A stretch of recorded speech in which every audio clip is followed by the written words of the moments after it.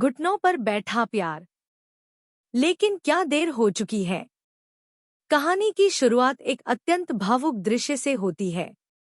मिहिर घुटनों के बल बैठकर तुलसी से अपने दिल की सारी बात कहता है। वह शांतिनिकेतन और अपनी जिंदगी में उसके लौट आने की विनती करता है। उसे विश्वास है कि अब जब यह सच सामने आ गया है कि उसके और नैना के बीच वैसा कुछ नहीं हुआ था जैसा दिखा, तो शायद तुलसी उसे माफ कर दे।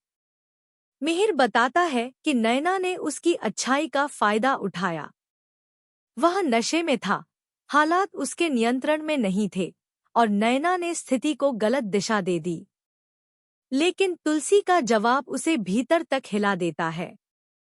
तुलसी का सवाल, भरोसा आखिर टूटा कैसे? तुलसी साफ शब्दों में मना कर देती है। वह एक ऐसा प्रश्न उठाती है जो मिहिर को निरुत्तर कर देता है। अगर कुछ हुआ ही नहीं था, तो उसने नैना की बात इतनी आसानी से क्यों मान ली?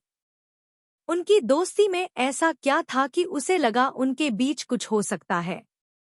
तुलसी समझाती है कि पुरुष और स्त्री के विश्वास में फर्क होता है। एक पुरुष के लिए रिश्ता तब टूटता है जब शारीरिक संबंध स्थापित हो जाए, लेकिन एक स्त्री के लिए भरोसा उसी क्षण टूट जाता है जब उसके पति के मन में किसी और के लिए सोचने की भी गुंजाइश पैदा हो जाए। झूठ, असली दरार। तुलसी मिहिर से पूछती है, अगर वह सच में निर्दोष था, तो घर आकर सच्चाई क्यों नहीं बताई?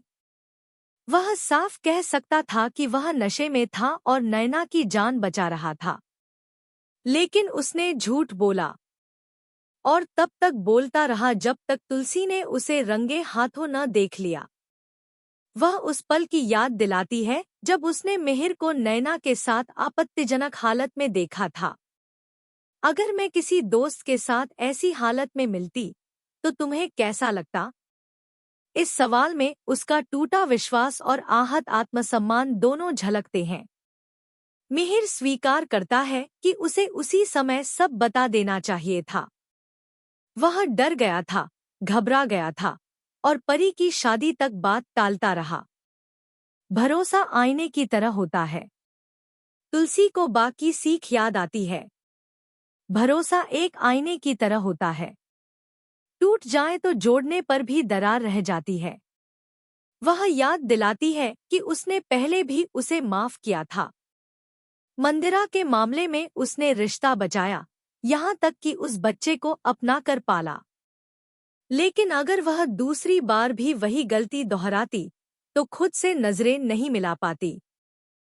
सबसे कड़वा सच वह तब कहती है जब बताती है कि पिछले 6 सालों से मिहिर नैना के साथ एक ही छत के नीचे रहा और शादी के वादे करता रहा।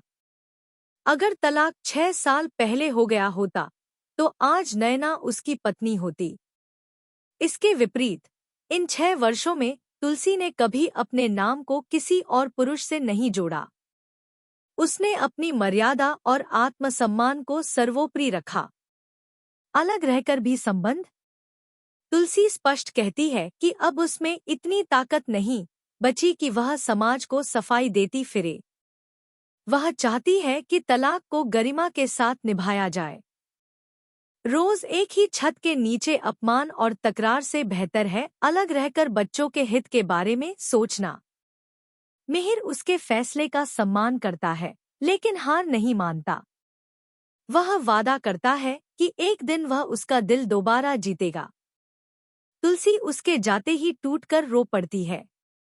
बाहर मिहिर मुस्कुरा रहा होता है, क्योंकि उसे माफी नहीं मिली, लेकिन उसका अपराध बोध खत्म हो गया है। उसे सच्चाई का सहारा मिल गया है।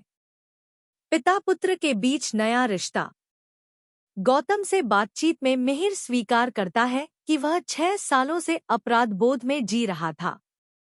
गौतम भी बताता है कि उसे एक गलत रास्ता अपनाने का मौका मिला था, लेकिन अपने माता पिता की परवरिश ने उसे रोक लिया। हालांकि वह यह भी कहता है कि उसने अभी पूरी तरह उन्हें माफ नहीं किया है। जब नैना के भविष्य की बात होती है, तो मिहिर सख्ती से कहता है कि अब वही होगा जिसकी वह हकदार है। होली, बुराई के अंत का प्रतीक। शांतिनिकेतन में होली की तैयारियां शुरू हो जाती हैं। मिहिर इस बार भव्य आयोजन का आदेश देता है। उसका मानना है कि होलिका दहन में सारी नकारात्मकता जलकर खत्म हो जाएगी। वह खास तौर पर कहता है कि रंग वाली होली के दिन घर से बुराई बाहर होगी। उसकी नजरें साफ तौर पर नैना की ओर इशारा करती हैं। नैना समझ जाती है कि इस बार खेल पलटने वाला है। बच्चों का लौटना, माँ की कमी।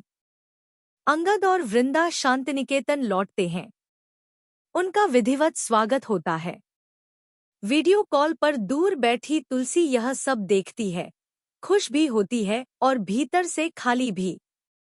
वृंदा को तुलसी अपनी ठाकुर जी की मूर्ति देती है। यह केवल एक उपहार नहीं, बल्कि विश्वास और संरक्षण का प्रतीक है। परिवार एक छत के नीचे फिर इकट्ठा है, लेकिन तुलसी की अनुपस्थिति हर खुशी में अधूरापन छोड़ जाती है। अधूरा अंत, नई शुरुआत। अंतिम दृश्य में जब नैना घर में मौजूद दिखती है, तो तुलसी का मन फिर भारी हो जाता है। उसे एहसास होता है कि अभी सब कुछ नहीं बदला। रिश्ता कानूनी रूप से टूट चुका है, लेकिन भावनाओं का बंधन पूरी तरह खत्म नहीं हुआ। मिहिर ने उसे वापस पाने की ठान ली है। तुलसी ने अपने आत्मसम्मान को सर्वोपरि रखा है। अब सवाल यह है, क्या प्रेम फिर से विश्वास बना पाएगा, या आत्मसम्मान की दीवार हमेशा के लिए खड़ी रहेगी? कहानी यहीं एक गहरे द्वंद्व के साथ ठहर जाती है, जहां होली की अग्नि केवल बुराई ही नहीं, बल्कि वर्षों के भ्रम और छल को भी जलाने वाली है।